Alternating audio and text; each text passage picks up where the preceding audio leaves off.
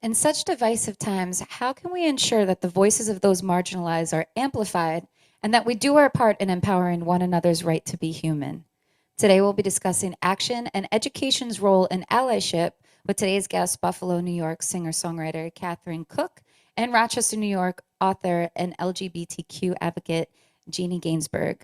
My name is Amanda Ashley, and this is Afternoon Cocktail, episode 91, Action and Allies. Welcome.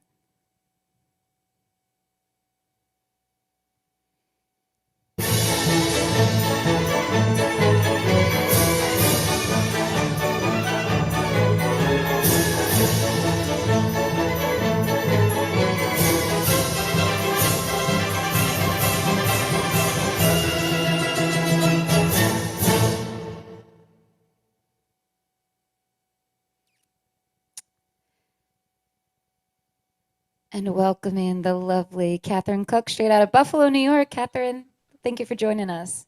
Thanks, Amanda. Thank you. What are you going to perform for us? Well, I think I'm going to start with the title song from my brand new CD, The Single Girl. Yay, take it away. All right.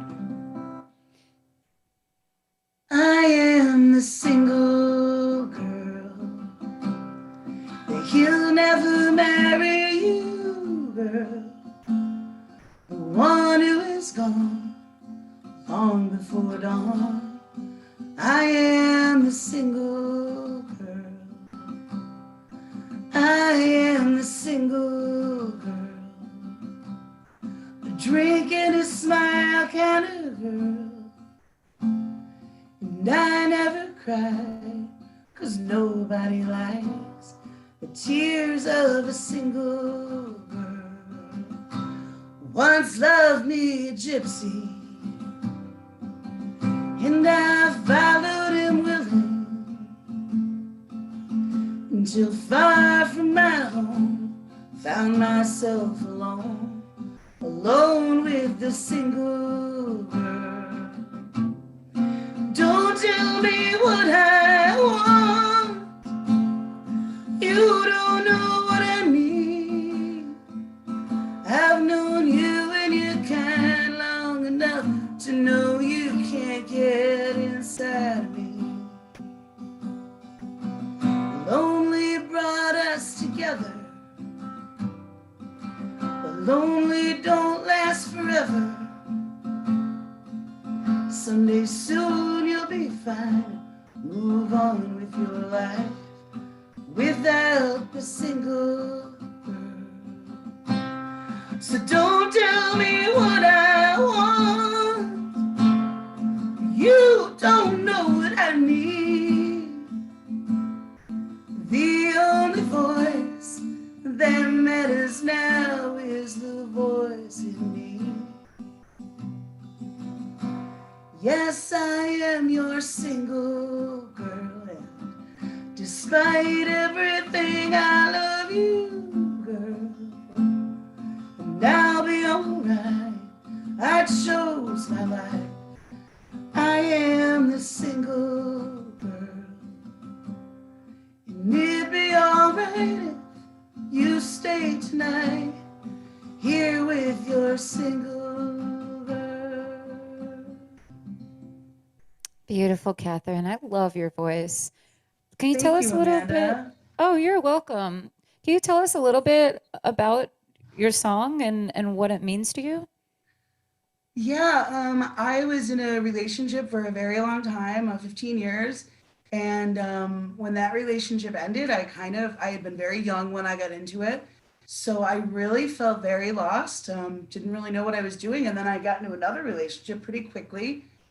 And then I don't know, I think that I ended that relationship when I realized I had really started to value being alone and independent. And several years later, I still feel the same. Not that I don't want to have a relationship in my life, but I think it became very important for me to have an identity that was not tied to a man or a partner. And Mm-hmm. I think that song really reflects that. In fact, my whole album, The Single Girl, really reflects that kind of journey of like becoming a grown up and standing on my own 2 feet and defining my life on my own terms. Good for you. I think it's easy to jump from relationship to relationship, for some people. But really, and I think it's important to take that time to figure yourself out, right? And to be alone with yourself and to repair those wounds a little bit, Mhm. and figure out where those wounds derived from even does, Mhm. um, yeah, but good for you for taking that time and for enjoying that time with yourself. I Mhm. think that's something worth celebrating. So were you born and raised in Buffalo? I'm from here and I lived almost my whole life here. I left for about 8 years. I lived in Nashville, Tennessee, and then I Oh wow. here about 8 years ago. And I just bought a house in Buffalo. So now I'm really here for the long haul. Yay, congratulations. It's Thanks. exciting. Buffalo is such an awesome community. We were just, talking about that Hmm. off air. But yeah, I've played in and out of Buffalo for a few years, and the cities, Buffalo and Rochester, they're about an hour and a half apart, and I feel like they often get compared to one another because both have really outstanding music scenes, but I see them as being so different. And they're different in their own beautiful way, but yeah, I love the Buffalo scene. You were saying that Hot Mamas shouty to Valerie Heat and to Glenn. Hot Mamas Canteen was a venue that we both shared, and yeah, I love that. So, could you tell us a little bit more about your musical upbringing? Do you come from like a family of musicians, or when did you Yeah, start playing? definitely do not come from any kind of music family. My mom is continually like, "How did you come out?" Because my mom doesn't even really listen to music. My mom bought a CD player when I put out my first CD. So, but she was always very supportive. I started playing clarinet when I was in, I think, fourth grade, and then saxophone a couple years later. And all through school, I played in school band, played woodwinds in school band, and my mom was always very supportive. And then I started singing in terrible basement rock bands as a teenager, um, which I think is a necessary part of the musical upbringing. And then I got super into poetry. I don't know how old you are, but I'm in my 40s. And in the early 90s, the slam poetry thing became like a really popular thing. So I got super into poetry and spoken word and started going to open mics in Buffalo, just doing spoken word really. And there were a couple of guitar players who started sort of backing me up as I like would do my poetry over the top of music, and then I started sort of singing a little bit over the top of that stuff, and eventually dropped the poetry completely, and then met the person that I formed my first band with, and been playing music ever since.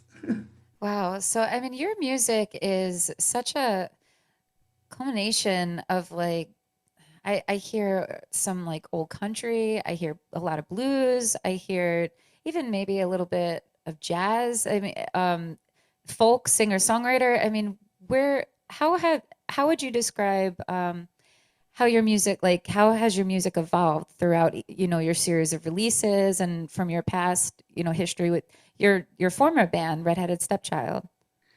So, as like a teenager, of course, I was like, super into rock and roll and also into some of the like songwriting greats like Bob Dylan and Joni Mitchell and, the really great meat on their bones songwriters. And then I also, of course, I love jazz from playing the saxophone. I really loved like traditional jazz, like, what a lot of people would call like New Orleans jazz, that kind Mm. of stuff I loved. So then when I started writing songs, I really wanted to delve more into the acoustic side, and my ex was super into Delta blues, like acoustic Delta blues. So he was really into people like Robert Johnson and Mississippi John Hurt and Blind Lemon Jefferson and all those folks. And honestly, this is before the internet. We would go to the library and take out books of like songbooks. And that was kind of where I discovered like the crossroads of country and blues and jazz and bluegrass and how they're all kind of from the same deep well. And so I got heavy into bluegrass for a while. Even tried playing mandolin for a couple years. That did not work out, but that's okay. And yeah, I love traditional country, and I love how rock and roll grew out of all of that. And it was just interesting to be 20, 21 years old and again discovering all these wonderful forms of traditional American music. And I've kind of stayed in that vein ever since. I love the Delta blues too. I've spent a good amount of time out in Memphis, Tennessee, and Mhm. I'm just always so captivated by all that slide guitar. It's just so cool. Yes. But yeah, I love it. I love the banjo playing on the Redheaded Stepchild album. I'm not sure which one. I know you had two releases, right, that are on your website. It's the one with the girl. She's kind of like this. I don't remember Yeah, the title track. that album's called Time Will Tell. Yes. Yep. Um, yeah, Great and album. Great album. and actually the man who played banjo and fiddle on that record was a Buffalo legend named Ted Lambert, who sadly passed away Oh, ago now. And I feel so blessed that he was on that album of ours. And then, in fact, on our second album, Folks Round Here, another banjo legend, Billy Constable, who's also sadly no longer with us, played on that album. So I have been so lucky to play with amazing instrumentalists that were really steeped in bluegrass and folk tradition, which mhm. will really help me in my own music education for sure. Yeah. Oh, yeah. You're as good as your company, right? You always got to surround yourself with the best. But That's always been yeah. my theory, is to like play with musicians who are way better than me because they just make me look better. Yeah, it helps, definitely. Yes. But I mean, you're a monster musician yourself. How long have you been playing sax? I started on sax when I was about 11 or 12, I guess. Mhm. I don't play it as much anymore because I have been concentrating on my solo thing, and I have not yet figured out how to double on guitar and saxophone. Yeah. But I did play saxophone throughout Redheaded Stepchild, and then when I first moved back to Buffalo, I actually joined a Zydeco band called Black Rock, Cool. and I That's played sax in that band and sang backup and sang lead on a couple songs. But that was a fun project to be like a side man. It was really interesting to me, and I loved playing horn in that band. And sadly, that band isn't very active right now because of the last year, everything that yeah. happened. But yeah. So I know you mentioned that you spent some time down in Nashville. Have you, I mean, considering these genres that you're passionate about, have you made it down to New Orleans or Memphis? Had gotten any time in those places?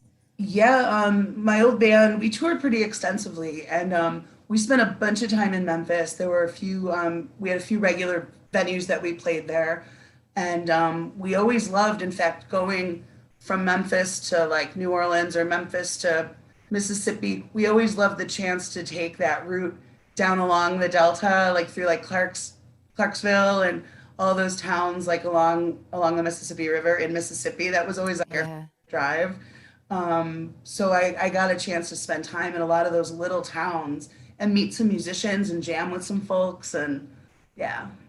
Oh man, both those cities are like so near and dear to my heart. I think about both of those cities like all the time. Shout out to my friends, Mark Purcell in Memphis and the whole gang out there at South Main Sounds. Yeah, I just, the energy in both those cities, the music, the culture, the food. I mean, it's just all so good. So good. Yeah. Yeah, and the history too. Hmm. Um, so tell us about your new solo projects. So what can we expect from it?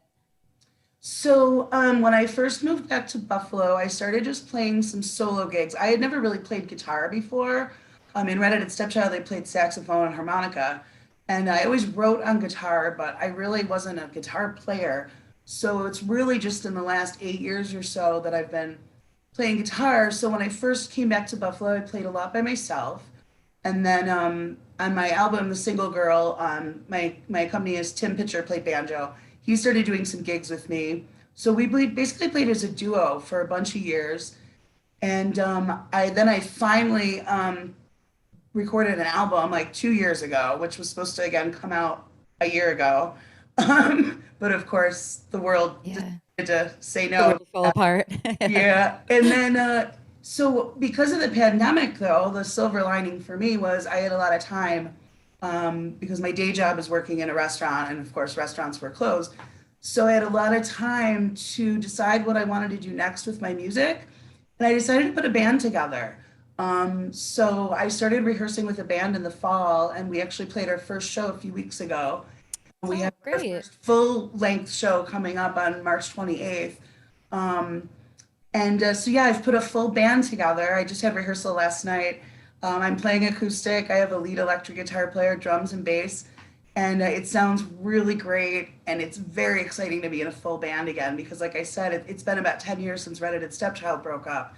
So it's really amazing to be playing with a full band. So the plan from here forward is to do some shows with the band. And then once things are more open, to go back to doing some solo gigs, like I like the small intimate shows at places like Hot Mamas and Yeah. Mickey's, which is my other home in Buffalo. I like those small intimate shows, but I also am looking forward to more shows on bigger stages with my full band. Does playing with your new band like energize you to write more and yeah. Yeah. I feel like I haven't written any like new full songs since I've had the band together just because we've been rehearsing. So I've had like that arranging and all that kind of stuff on my brain.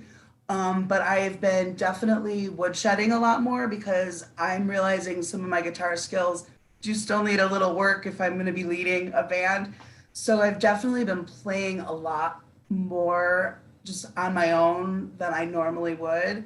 And I definitely think that there are some songs in the works. I really want to get this band in the studio. So I've definitely been, there's some things percolating. I haven't been like actively sitting down and, when I'm really in songwriting mode, I write every day and I try to write several pages and I have a whole discipline thing I do. So these last few months, I've more been just like letting myself just woodshed and letting myself just have fun with the guitar. And yeah. That's awesome. I'm excited for you. That sounds super exciting and fun. I do want to say cheers to our live feed, the people that are chiming in right now, to Celia and Chip and Gary Curtis. Thank you guys for tuning in. Woo! Celia is writing in from Buffalo. So, I mean, so obviously your new band is something that's beautiful that came out of, this crazy year. I mean, what is one valuable lesson aside? I mean, what's one valuable lesson that 2020 has brought to your attention? Honestly, it sounds so cliched, but just really being grateful for how privileged and lucky I am. I mean, I have a wonderful home that's mine that I can afford. Um, and so I haven't had to worry. I've been unemployed, but I've gotten unemployment. None of my friends and family have been ill. I haven't been ill. And again, it's such a cliche, but I've really felt just a crazy amount of gratitude in the last year for everything I do have. And like, I miss my friends so much. And I feel like I definitely appreciate my loved ones even more than ever through this. So, honestly, I think a lot of people probably feel like that, I mean, obviously, a lot of people have been terribly affected. I feel terrible for people who are sick, or whose family are sick, or who job loss has been a huge economic impact to them. I've been so lucky in all of those regards, and I really just don't want to take things for granted in my life anymore. Yeah, that is definitely, I think, something that a lot of people could attest for. You realize how much, I know I've realized like how much I've taken for granted, even musically, my career before all this hit, yeah, I think we so often we almost get on autopilot a lot of the times with the things that we're doing and the people that we're seeing on a regular basis, that when all that's suddenly stripped away, you're like, holy moly, it really is a good slap in the face for sure. And Yeah. yeah. So I loved on your website, you had written, my songs aren't political, but I will use my voice in defense of what's right as long as I have a voice to sing with. I love that. Can you tell us today's Today's theme is action and allies. I mean, in both Buffalo and Rochester, we've had incidents with, protests and, unfortunate run-ins with law enforcement. Um, Given the toxicity of our current political, social environment, do you feel that it's important now more than ever to share your voice and to show support for those facing civil injustice? Absolutely. And I think that because my music isn't political, I think that I really didn't amplify issues that I could have in the past as much as I should have. And the truth is, like, we all have a voice that we can speak with, and so for me, I think that this last year, I a lot of people, I felt very powerless. Like, what can I do? Like, what can I do to create change or to be an ally or to make things better? And so I think that this last year has really brought that home to me that I haven't been the ally that I could have been, and I haven't been the activist that I could have been. And when I was younger, I was much more of an activist. And I think as I got older, I think I got a little lazy. I've been in my own bubble, my liberal bubble, where all of the people that I love and come in contact with think like I do and act like I do. And I think I was shown another side of the world that I forgot existed in some ways. And that's some privilege right there, that I could live in this little bubble. And I think, the issues of the last year have really brought home that we all have a part to play. And my part is to say, hey, this is how I feel about this. And if you like my music, maybe you could listen to me for a second about this. Mhm. Done several fundraisers, musical fundraisers in the last year, and like that's something I can do. I don't have a lot of money, but I can put the word out. And if everybody contributes $5, and during my live stream now, all of a sudden I've raised a bunch of money that I can donate somewhere. Like there's always something all of us can do. And even though I don't sing protest songs, I can still be a voice, and I can still make my feelings known, and hopefully, bring a couple other people around to my way of thinking. If I can do it with kindness and do it, in the right way, then maybe I can at least not get in people's way. Absolutely. I think as performers, we are given a platform, where I think a lot of people hesitate to use their voices. And I'll be the first to admit that I kind of have been, especially on social media. This show is my way of being an ally with the guests that I've welcomed on and having these conversations. And I do plan to voice a little bit more. And I think you're totally right. Like, just nowadays, people are attacking each other for everything, it seems, and I guess maybe that in some ways I'll call myself out as being a coward, for not voicing things that I really feel, because I really don't want to I don't want to get sucked into that negativity. Is that, I don't know if that's selfish or what, but like I've been avoiding it for that reason for so long. And I'm Mhm. sure I'm not alone on that. I'm sure there's a lot of people that feel that way too. But you've been extremely giving. I mean, 100% of the proceeds from your first 100 CDs sold, you've chosen to donate to ALCU. For those who don't know what that is, that's the American Civil Liberties Union. What example do you wish to lead and set for your followers? Well, kind of exactly that. I think I've been sort of on the low end of the socioeconomic spectrum most of my adult life. And I think that fundraiser was a great example of how we can get together collectively and make really big things happen.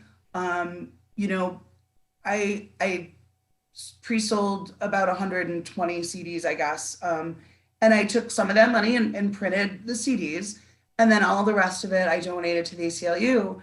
And again, I never could have made a donation of $1,200 to the ACLU, but I could afford like $10, and all these other people could afford $10. And so I was able to do, like, to me, like, that was very significant. I was able to do a similar thing with, I did a live stream fundraiser for the local food pantry. I raised like $400 in an hour. Like, those are really powerful things that like we can all do. Like again, everybody doesn't have to be rich to like do big things. Like we all can throw $10 together, or we can all like spend a couple hours volunteering, or we can all write that letter, or send that postcard, or make that phone call. And I guess that's kind of what I'd like to inspire in people, is that, we can all do these small things, and all these small things definitely add up. Yeah, I agree 100%. It's so awesome. What does the word ally mean to you? Well, I guess there's kind of a sort of two facets to that. Like there's like the external, like the things like raising some money, like physically being in a rally, like lending actual tangible support, right? Whether it's with time or money or or just showing up. And then there's also like sort of more the internal, which is for instance, when you're with coworkers or family or acquaintances, people you don't know, and call things out when you hear them. As a white person, I need to be able to speak up when somebody says something that's not okay. As a, as an ally, it's my responsibility, to call things out when I hear them, and to also realize that I don't always need to be talking. I mean, I think that's part of it too. Is I think being a good ally also involves shutting up and leaving And listening. people to speak. Yeah. Yeah, I think, sorry to interrupt, but listening, opening your ears a little bit and really hearing people's voices that have been oppressed for so long, letting them talk and hearing them out. It's been such a year for that on like all sides of the spectrum. It's so crazy, how much is happening all at once. It's like the whole somebody freaking poured gasoline all over this world and like just set it on fire. It feels like that sometimes. And Yeah. but this is all stuff that's been brewing for a while. It hasn't gone anywhere. And for all the progress that we make, there's still so much progress that's yet to be made. Kathryn, what if you could send any message of positivity out to our audience? What message would you like to leave them with? Oh, wow. Well, something that I've been trying really, really hard in the last, year or so is, you know, it's really easy to get bogged down, and it's really easy to let the anxiety take over your life. But, if if I can ever find just like one bright spot in the day, like hang on to that. Like maybe that bright spot in the day is my dog, who right now is driving me crazy. Maybe it's your dog, maybe it's your best friend who you need to like send a quick text message to. There's always something you can either find or that you can put out. And I feel like I've really tried so hard in the last year to either enjoy what's already here or to try to put a little bit out into the world, or maybe both.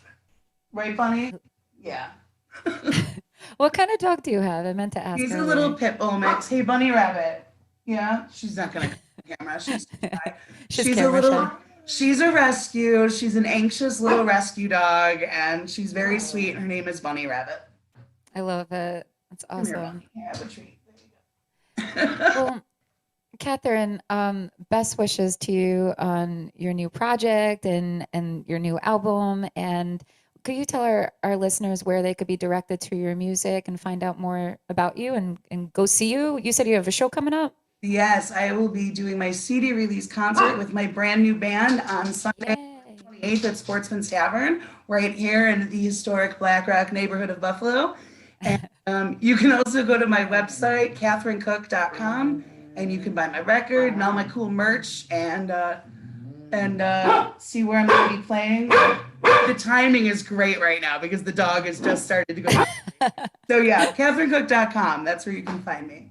Awesome. Make sure if you're all in for those of you in the Buffalo area or Rochester, if you're looking to go see some good music, Sportsman Tavern is a great venue also, and it's Yes. been around forever. So please go support your local music venues and this beautiful artist. Thank you so much, Kathryn, for Thank joining you, us. Amanda. Thank you so much. Appreciate it.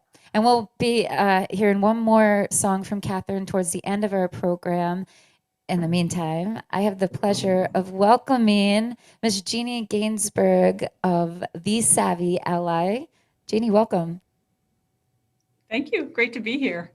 Oh, yeah, so great to That have dog you. had just had enough. That was really adorable. That dog sat there patiently through that whole interview and then was like, I'm done, Mom. Yeah, yeah. Okay, Mom, enough, enough. I hate all this talking.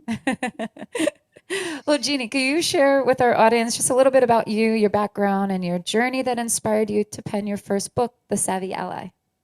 Sure, I can. I've been in Rochester for 20 years, and my journey started just about 20 years ago. Even though I have felt strongly about LGBTQ plus inclusion and equality my whole life, I really had never did anything. Unlike Kathryn, who said that she was very active in her youth, I really wasn't. I wouldn't call myself an ally, and it wasn't until I was 40 when my husband gave me a book about the women's suffragette movement that I was reading that book, and it kind of kicked my ass, if you pardon the expression. I was like doing that thing where I'm like, if I had lived back then, I would have been involved in the women's suffragette movement. And I just realized I was being such a hypocrite because I've just felt so strongly about LGBTQ plus inclusion, and I hadn't done anything about it. I didn't even know the word ally in that context. So I was really nervous to even jump in because I didn't know there'd be a place for me. But the next morning after reading that book, I looked up the word gay in the phone book, and I found our local LGBTQ plus center here in Rochester, which at the time was called the Gay Alliance. And I called and asked if I could volunteer. And I ended up working there for 15 years total, 2 years as a volunteer and 13 years as an employee. My final 5 years, I was the education director. And I started my own company 2 years ago called Savvy Ally Action, and wrote a book about how to be an ally with all of the great stuff that I learned while I was there doing the education programs and offering workshops. Amazing. I love that we're talking about this. Like I had mentioned earlier, just because I had a guest, a few weeks ago or a few months ago. I don't know. I have no idea what day it is anymore.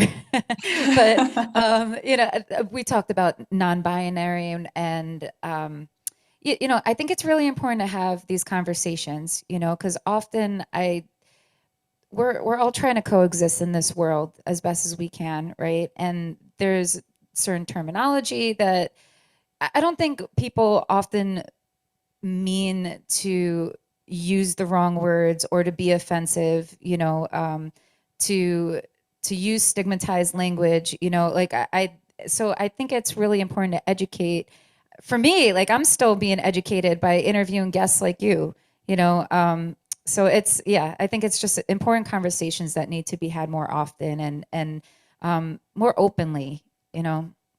Yeah, What? and it's funny. I heard what you were saying earlier with Kathryn, conversation about sort of being a bit intimidated to sort of actually dive in because of the culture right now. We're in this Yeah. cancel culture, and people are afraid that they're going to mess up and afraid they're going to be canceled. And honestly, it's not a super popular opinion right now, but I really feel like we are harder on our allies. We're harder on the people who want to do the right thing and maybe mess it up than we are on people who are like blatantly racist, homophobic, transphobic. We're just living it through weird times. And my book really is working to combat that, to say, you know what, we're all going to mess up. It's a very encouraging book.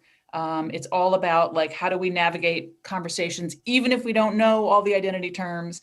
And it's just hopefully motivating folks to get out there and have conversations in what is really kind of a difficult time for that. It is very intimidating. Like I consider myself very open-minded. I have many gay friends, and I'm very gay friendly and open to all orientations, everything.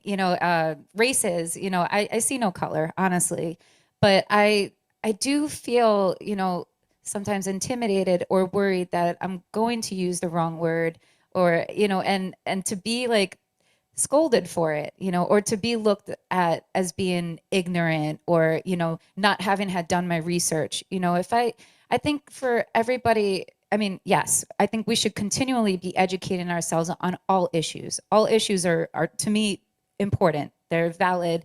Everybody's lives matter to me. I think but at the same time, there's only so many hours in the day, right? So I need time. I think we need to be a little bit more patient with each other, and not be so condescending, a lot of times it feels that way being on that other end of it, as somebody, to be told that you're privileged. And yes, I agree that we are privileged, but that's almost offensive as well, just as offensive as being called the wrong pronoun, you know. Why did you feel that it was important to write this book? I mean, for exactly what you're talking about. No kidding. You're kind of my target audience, You're someone who you don't have time to be doing full on research to keep up with all the many identities under the LGBTQ plus umbrella. People within the communities can't even keep up with all the identities. They're changing constantly. They're defined differently for different people. It's difficult to navigate. And I meet so many people like you, Amanda, who want to do the right thing. Your heart's in the right place, and you're kind of silenced by this fear. And that really is what motivated me to write this book. It's the book that I wanted so badly when I started my ally journey 20 years ago. I wanted the book. I'm like, tell me what to say, tell me what not to say, tell me, right? Give me some actionable items of stuff that I can do to make a difference. And that book didn't exist. And so again, after 15 years working for the Alliance, I was able to write that book for others. And that really is what motivated me. Was it is difficult to navigate. And here's a book that's going to help you do it. I mean, I share lots of different tips on how to navigate through conversations, in a respectful way. And I also talk about, again, what I heard both of you talking about earlier in this interview. How do we make effective interventions with people? So you hear someone telling a joke that's maybe a little bit off, or maybe using an outdated term. How do we effectively have conversations with them in a way that's going to open up their ears to the conversation rather than shut them down and make them defensive? So I added that to my book too, because I feel like that's such a critical part of being an ally, is really offering that safe space where ally to ally, where you can talk and people can talk about how they messed up or ask questions that they might think are silly and they don't want to ask in front of, a community member. Yeah, no, I think that's so awesome. I want to read your book because I think it's, Hope you yeah, do. I will. I want to, and I really plan on picking it up because I volunteer. I don't know if you've ever heard of Girls Rock Camp. Yeah. I volunteer I think this is going to be my 9th year. I lost count, but yeah. And, we're open to trans, LBGQ friendly, and we have a queer camp, we really try to encourage these young kids to be themselves, and to have a safe, we do our best to provide a safe place for them to musically thrive in. And I've learned a lot, like the use of pronouns I was introduced through this camp. And at first I'm like, scratching my head and didn't really understand it. But the more I get into it, and the more, like I said, like having guests like you and some of our past guests, like this is all part of my education process, and I hope that by doing interviews like this, that I educate others along the way, and that we could all like find a place where we could, just come to an understanding with one another. So did you ever anticipate writing a book in your life or becoming an author? Was that something that you had planned on doing? Never. It really came about in a really odd way. No, I never thought I would write a book. It wasn't even on my radar. And then, after I left the Alliance, and I was kind of just sort of floundering around trying to figure out what to do with my life, what to do when I grow up, basically. And I had so much good information in my head that I knew was just going to evaporate, because I'd worked in other fields before. I used to work in women's reproductive health, and I was amazed at how quickly I lost that information. And so actually it started as a personal project just to write down what I know. So I just was writing this stuff down because I didn't want to lose it. And I wasn't sure if I was going to continue, in LGBTQ plus education and allyship. And so I just started writing it down. And at one point it just clicked. I'm like, if this isn't a book already, it's gotta be, it's gotta get out there. So Then I did my homework and I looked around to see, you know, what else was out there. Did this book exist? And the book that I was picturing really didn't exist, even though there was a lot of books out there for allies and many of them were really good ones. But the one that I wanted to create didn't exist. And I'll just share a little bit about what I wanted to create. And what I did create was I wanted it to be 100% action, how to be an ally. So interestingly, a lot of books that are out there that say they're for how to be an ally end up being about like 80% why to be an ally with this little action piece at the end. You know what I mean? And I was like, no, if you pick up my book, I want you to be on board with LGBTQ plus inclusion, and you just want the tools to be an effective ally. So I wanted it to be just all about how to do that.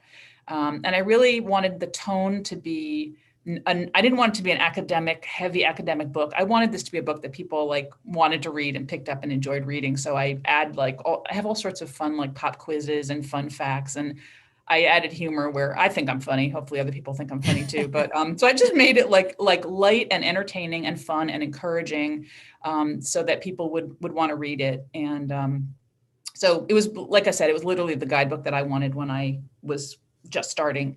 And I did want to share, Amanda, just because you said, like, I want to pick up your book and read it. If you don't feel like springing for the $16 because you're not sure it's worth it, it totally is, by the way. I want to let you and also folks that are listening know that the Monroe County Library System has several copies. They've got at least 6 copies. So you can pick it up and check it out for free. That's awesome. If you're on a budget really awesome. too, obviously. That's awesome. Very cool. So now that you have this one book, I mean, is that a catalyst for future books? I'm actually thinking along the lines right now. I mean, so the book's only a year old. It was launched March 12th, if you can picture that.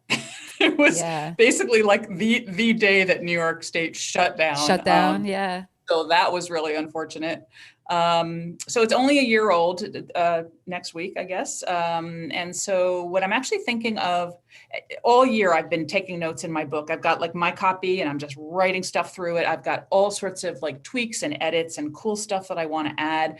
One of the projects I've been doing to have a social media presence is that I've been creating these little 3-minute fun videos with ally tips on my YouTube channel, which is Savvy Ally Action. And through creating those videos, I've been just learning a lot myself. And I've been, I'm spending so much time with the language. It's become so nuanced that I'm realizing like, oh, I could have described that better in my book. So long story short, what I'd like to do is publish a second edition and probably add some more content to that. And that's my goal right now, rather than write a completely new book. I was going to ask you, like, from start to finish, because you said this was part of like your growth and learning more about this topic. I mean, by writing this book, I mean, from day one to the day you wrote your last word in that book. I mean, how did your definition of being an ally become redefined? I'd say yes. It made me realize that, I mean, it was something that I guess was sort of in the back of my head, but one of the ways that it helped me redefine what does it mean to be an ally as I'm sort of teaching others is that, to me, being an ally is not a checklist. You know, you often see I used to see these very long, intimidating lists of like all these things that you have to do before you can call yourself an ally. And, you know, check them all off or you're not fully an ally. And to me, I've always rejected that. I think that that's the wrong way to go about it. I think being an ally is an ongoing journey, and people can offer what they can offer. And sometimes they can offer more because they're going through a time when they've got more time on their hands or maybe more money. And then they're going to go through times where they're like, maybe they're caring for elderly parents and they just don't have the time. And so that attitude that like being an ally is 24/7, you don't get to take a break. There's all sorts of language like that out there that I'm like, who would sign up for this job? I mean, we're just not being loving and caring to our allies. And so that really helped me realize like being an ally has nothing to do with a checklist. Being an ally is about learning and growing, making a lot of mistakes, messing up, absolutely a huge part of being an ally, figuring out how to make an appropriate apology, figuring out how to get it right the next time, moving on to the next task, offering what you can. So it really helped me define it along those lines. So you're never going to see me getting in an argument about you're an ally or you're not, or you can't really call yourself an ally. I'm like, you call yourself an ally. Hallelujah. I think that's fantastic. Great for you. Let's just look at, what you can offer, what you like to offer, what your talents are, so that was kind of my Definitely. approach that developed as I wrote the book. Now, I had asked you this because I wondered. So you're married to a man. Do you 30 often, because of years. 30 years? Congratulations. Wow, Thank you. that's amazing. Especially these And days, right? we lived in sin for 5 years before that, which I don't get credit for. Well, so I mean, do you often get mistaken because of your line of work for being anything like bi, lesbian, trans, like, yeah. Yeah, all of the above. Much more so when I worked at the Alliance, So basically, I worked at an organization called the Gay Alliance. I wore Birkenstocks. I joke in my book about the fact that I was the only woman who actually wore Birkenstocks at the Alliance, which was kind of funny because I was the straight cisgender one. But people would usually make the assumption that I was either lesbian or a trans woman. And it's funny. At first, that made me just a little bit uncomfortable, like as I was first dipping my toe into allyship. And then I completely switched and found that I loved it. And it made me so much more comfortable when people thought I was part of the communities, way more comfortable than if they thought I was, straight and cisgender. And so I actually had to really find that balance. And I'd say, to be honest, I'm probably still trying to find that balance of when is it important to come out as an ally to the communities, and when is it not? When does it not matter at all what my identity is, and I'll just let people assume? And that's a balance that I kind of fine tune constantly. But I've also had some fun with it. I mean, I have my best friend in the whole world gets mistaken for a lesbian all the time. She's got very, very short hair. She's super jacked, and she's got tattoos all over the place and piercings, and everybody thinks she's a lesbian. And we play volleyball together. She's my doubles partner. And I work for the Gay Alliance at the time. And one of our friends came up to us and said, "You do know that everybody in Hot Shots, the volleyball club, thinks you're a lesbian couple." And we were like, "Cool." So we were just starting a new volleyball team that was the two of us and our husbands. And so we named the team Two Lesbians and Their Husbands. And then my boss found out about it and thought it was the funniest thing ever and gave us all Gay Alliance shirts. So we spent the season playing in our Gay Alliance shirts, and everyone was like, "Two lesbians and their husbands." Just make people think. That's so funny. I love it. That's hilarious. I love Hot Shots too. Are they still doing games? Is that they're open, Well, so right? they've been open all along for court rental. It's my second home, so I can answer pretty much any questions you have about Hot Shots. They were open throughout the pandemic for court rental, and they just opened up a couple weeks ago for back to league play. They're following the high school guidelines, New York State guidelines for the high school sports teams. So do you have to wear gloves, or how does, COVID wise, how does that work? I'm sorry, I missed the beginning of your question. Do you have to wear gloves when you're playing volleyball, or no, the gloves don't really help. They're doing a good job. They have hand sanitizer everywhere. They were requiring masks throughout the winter, and they just now made masks optional, recommended rather than required. And again, that's because of what the state is doing with the schools. They're just trying to follow that guideline. But a lot of people are still really, really good about wearing the masks.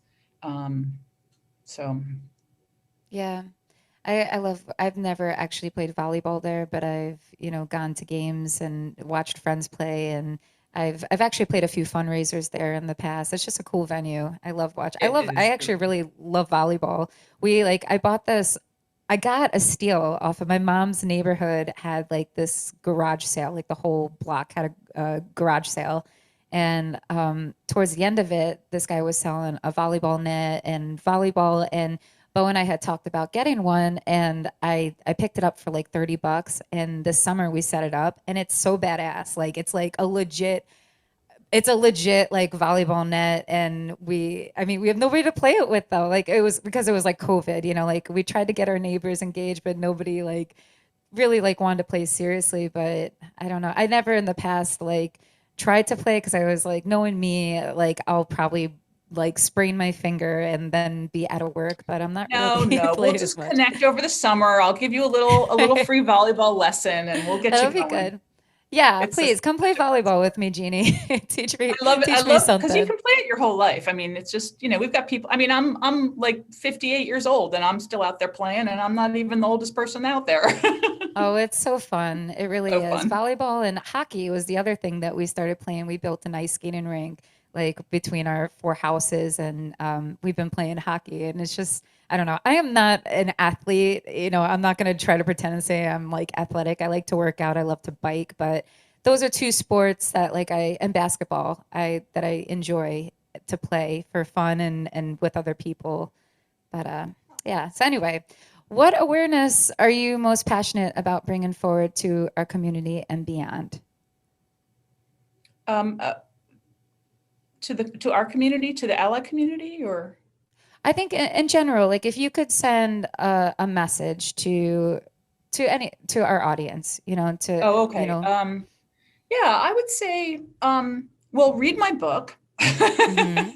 Partly Yes, because I didn't actually that's share awesome. any like tips here. Like if you really want to know how to be an ally specifically to the LGBTQ plus communities, I hope you'll check it out. As I mentioned, it is free. If you're on a budget, you can pick it up at the library. But I think my sort of main message is always like you don't be afraid, don't be silenced by the fear that you're going to mess up. You probably are. We all do. Just jump in and start having conversations, because that's how we learn and that's how we grow. And that's sort of one of my main messages throughout the book. It's a great message. Thank you. Thank you so much for sharing you with us today and more information about your book. I look forward to reading it. Can you tell our audience where they could be directed to your work and where they could pick up your book? Sure, yeah. My website is savvyallyaction.com, and there's links to purchase my book there, or it's also on Amazon. So that's an easy way to get it, and the libraries. So Well, thank you best for having me on wishes. today. I really appreciate it.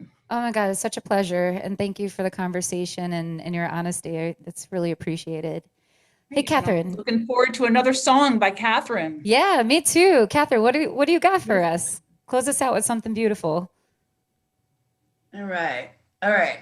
I'm gonna do another song from my album, and this is a song that I think is a very hopeful kind of song, and it's called Little Birdie.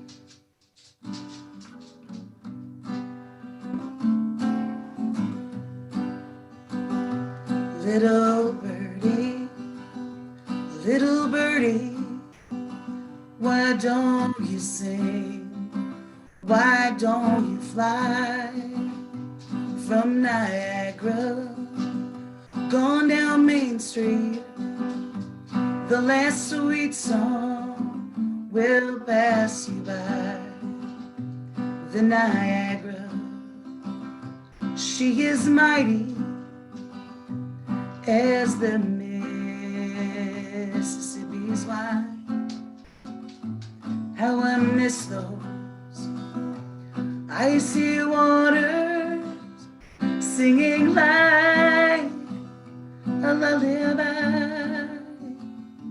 Little birdie, why don't you sing?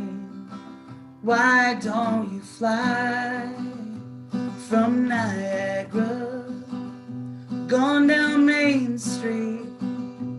The last sweet song will pass you by. Crystal winter, trees of silver along the banks that saved my life. My own river, lost in stillness, will you see another summertime?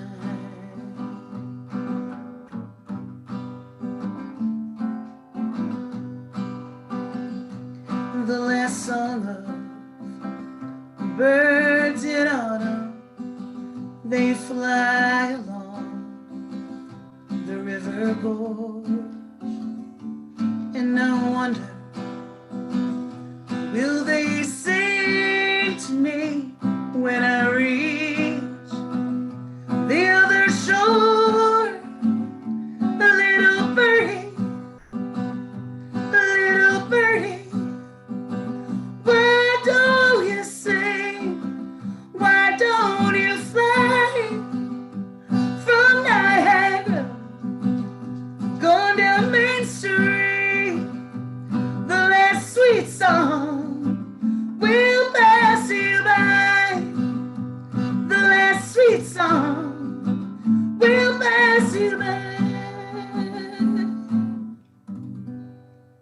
Bravo, Kathryn. Thank you so much for sharing your beautiful music with us, and best Thank wishes you. to Thank you. you so much, Amanda. Thank you. And thank you again, Jeannie. It was a pleasure to have you both today. So today's theme was action and allies.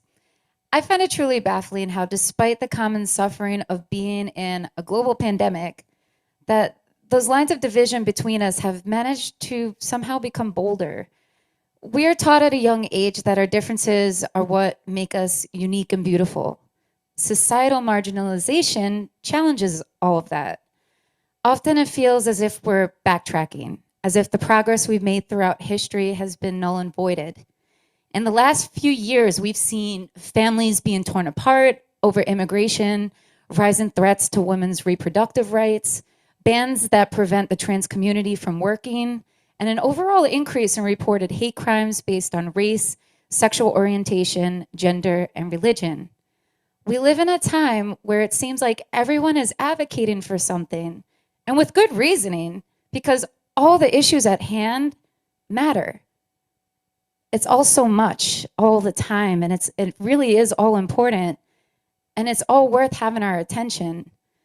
In some ways, it reminds me of family gatherings in Long Island with my Italian side, where everyone is talking at the same time, one louder than the other, competing to be heard, but no one is truly listening to each other.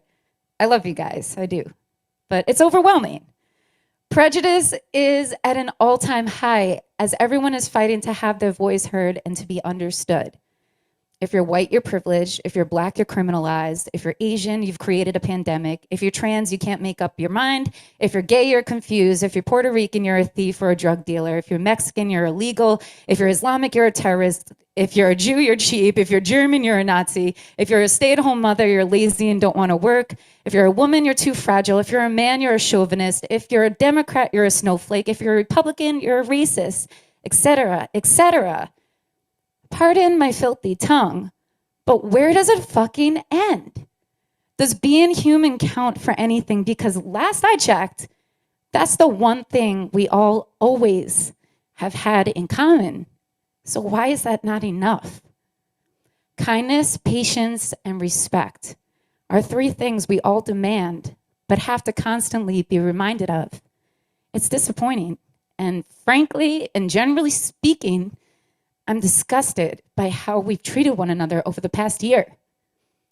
Marginalization has us pinned against one another and has heightened sensitivities. It has us walking on eggshells, fearful of being labeled as being insensitive or privileged. We carry guilt because of the color of our skin or for mistakenly using the wrong words when we don't mean to. We no longer can agree to disagree or have educated discussions about politics with friends and family without it resulting in a bloodbath. So how can we get back to trying to come to a place of understanding and to open-mindedly educate one another without those tensions rising or without us being on the defense? It is our personal responsibility to take action by educating ourselves on how to become better allies and how to cohesively exist without the fear of offending one another.